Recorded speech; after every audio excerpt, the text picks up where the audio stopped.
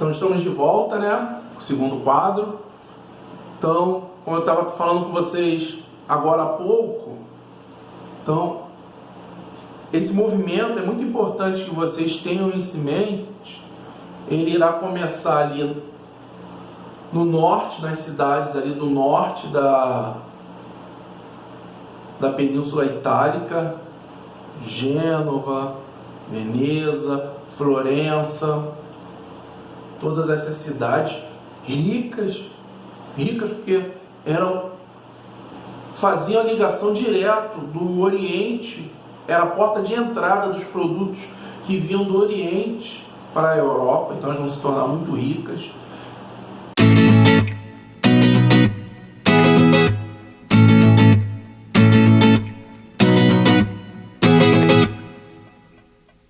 Vai existir essa competição entre essas cidades para mostrar qual cidade era mais bonita, era melhor, era mais evoluída, tá bom? E como pensavam essas pessoas? Qual era esse movimento? Então eu coloquei aqui o humanismo. Então, dentro desse renascimento cultural, há essa linha de pensamento da valorização do homem, o humanismo, do ser humano. Valorização da cultura, como eu falei anteriormente para vocês, greco-romana. Então eu vou esquecer esses 1000 anos de Idade Média, Idade das Trevas, na visão deles, desse ser humano, desse homem atrasado, voltado para a religião, e vou voltar a um passado ideal na cultura greco-romana. Então, eles achavam que aquele passado era um passado ideal, tá bom? Vai haver uma coisa extremamente importante, que é o rompimento em relação ao teocentrismo. O que é isso, professor? Deus no centro de tudo. Nós vimos que durante a Idade Média, a religião, a Igreja Católica, era muito presente na vida das pessoas. Então, toda a vida da pessoa era baseado em relação aos ideais religiosos. O marcado tempo, durante a Idade Média, o tempo era algo sagrado, o tempo era de Deus. Então, a marcação de tempo era algo divino. Então nós tínhamos lá os sinos das igrejas, não existiam relógio de pulso, relógio de bolso, relógio de parede, não existia essa necessidade do homem comum querer monitorar ou controlar o tempo na Idade Média, porque o tempo era de Deus. Então os sinos das igrejas, marcavam a passagem do tempo. Por exemplo, às 3 da manhã, ele soava como se fosse o nascimento de Cristo. Às 6 da noite ou 6 da tarde, né? Depende do local, né? 6 horas ainda está claro, né? Mas às 6 da noite, o badalar dos sinos representava a morte de Cristo, tá bom? E mais tarde, o último soar era a ressurreição. Então, todo o tempo tinha uma simbologia divina e religiosa, que é o Deus no centro de tudo. Deus, centrismo, no centro. Palavra grega, Deus no centro. Lembre-se desse conceito. Então, nesse momento, no Renascimento, há esse rompimento com essa ideia. Não que Deus deixou de ser importante, professor. Que isso? Vão se tornar todo mundo, vão desacreditar de Deus? Vai ter um ateísmo? Não, nada disso. Deus é sagrado, tem o seu local lá. Mas vai haver uma valorização do homem. Qual é, professor? Como a valorização do homem? O homem é mais importante que Deus? Não. O homem, ele vai representar o ápice da criação de Deus. Porque eles vão valorizar o homem, algo que se chama ser humano, antropocentrismo. Homem no centro de tudo. Isso é um conceito que eles vão usar como base também a religião. Só que com o uso da razão. Eles vão lá em Gênesis, botei aqui para vocês, ó. Gênesis capítulo 1,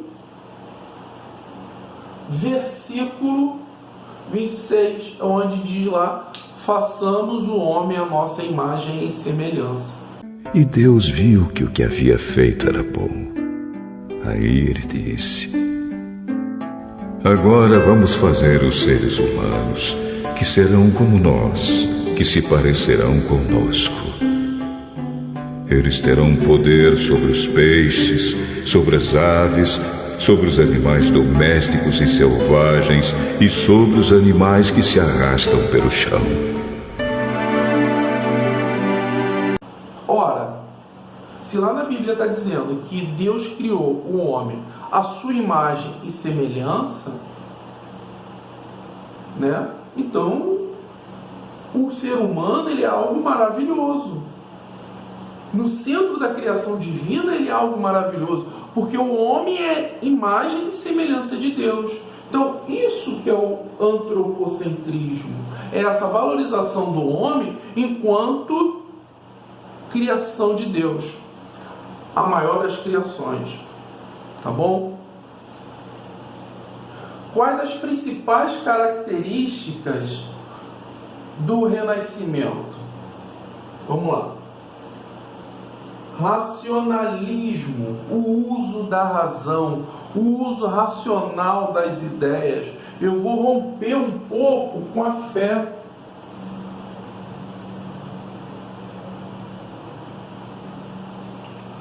Agora eu tenho que usar um pouco mais a razão. Vão surgir as ciências nesse momento.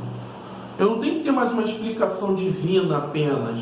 Eu tenho que ter uma explicação que faça sentido para a minha razão. Nós teremos também naturalismo. O que é isso? É a valorização da natureza. Quando eles resgatam essa cultura greco-romana, vocês vão ver lá em arte, aquelas esculturas perfeitas, a reprodução do corpo humano perfeito. É isso. É a valorização da natureza. Então, se antes eu tinha obras de arte simples, com pouco acabamento, que não representava fielmente uma figura ou da natureza ou humana, eram lá duas dimensões apenas, altura e largura. Agora, durante o Renascimento, eu vou ter uma coisa tridimensional. Eu tenho altura, eu tenho largura e tenho profundidade, perspectiva. Tá vendo? Agora eu estou próximo ao quadro. Tem uma profundidade. Então eles vão fazer essa diferença. Eles vão retratar essas diferenças que são naturais. Classicismo, novamente. Valorização da cultura greco-romana. Isso aqui é muito curioso, que é a questão do individualismo. Ah, professor, então o homem renascentista ele era um cara egoísta, individual? Não. Só que ele está rompendo com aquelas ideias medievais. Aquelas ideias que as pessoas moravam em comunidades, se ajudavam, se ali trabalhando no campo. Agora o ser humano ele é incentivado a resolver seus problemas, a criar, a ser inventivo, a ser proativo. Então, é um individualismo positivo, não é do egoísmo. É que eu não vou ficar esperando mais que um rei, que um senhor feudal venha me proteger, venha me fornecer alguma coisa. Não, eu vou em busca das minhas respostas. Eu vou em busca do meu sustento. Tá bom? O que há de mais importante nesse momento do Renascimento é realmente o movimento de busca, de ascensão que a classe burguesa almejava nesse momento. Eles tinham dinheiro, mas não tinham posição social. Como que eu vou ter projeção social?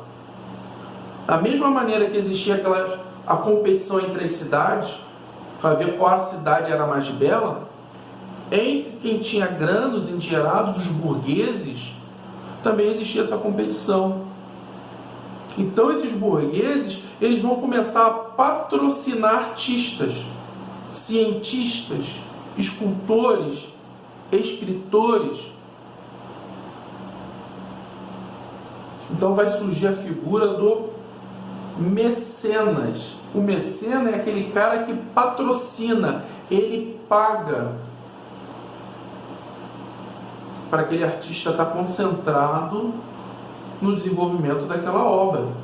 Para aquele cientista estar concentrado para encontrar uma explicação lógica para um tal fenômeno. Tá bom? Quem são esses mecenas? Ricos comerciantes. Por isso que Gênova vai ser importante. Veneza, portos. Porta de entrada ligação entre Oriente e Europa. Então, os comerciantes vão ficar muito ricos e eles vão patrocinar esses artistas. Banqueiros, notem. Olha que interessante a palavra.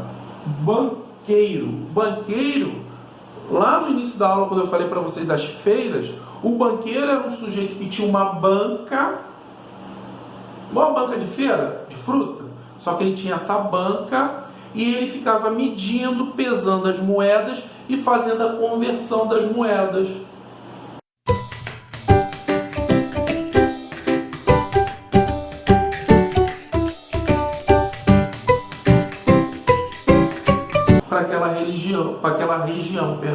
Para aquela região. Por isso esse nome banqueiro, porque ele tinha uma banca.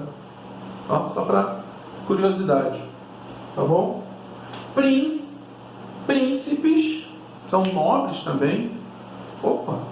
Esse pessoal que não é nobre nem nada está tendo essa casa bonita, tem estátua, tem pinturas, tem quadros, e eu que sou nobre vou ficar para trás? Não. Príncipes também. A nobreza vai patrocinar. E também, a igreja na figura dos papas. Nós vamos ter um cara chamado Júlio II, um papa, que ele vai encomendar para Michelangelo a decoração do teto, que vocês vão ver também em arte, né, da Capela Sistina.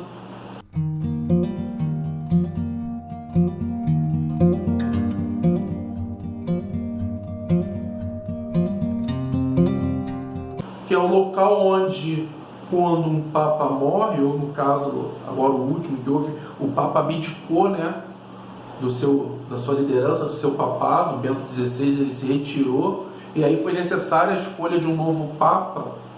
Então, os cardeais, eles se reúnem dentro desse local, que fica dentro da cidade do Vaticano, a Capela Sistina, com o teto todo decorado, riquíssimo, tem uma viagem virtual. Botem no Google, viagem virtual pela Capela Sistina. É lindo, vocês parecem que estão lá dentro. Então, o Papa encomendou, Júlio II encomendou a Michelangelo a decoração. Ele vai usar uma técnica chamada ar fresco. Ele vai encomendar também a construção da Basílica de São Pedro, que é lá o centro da Igreja Católica.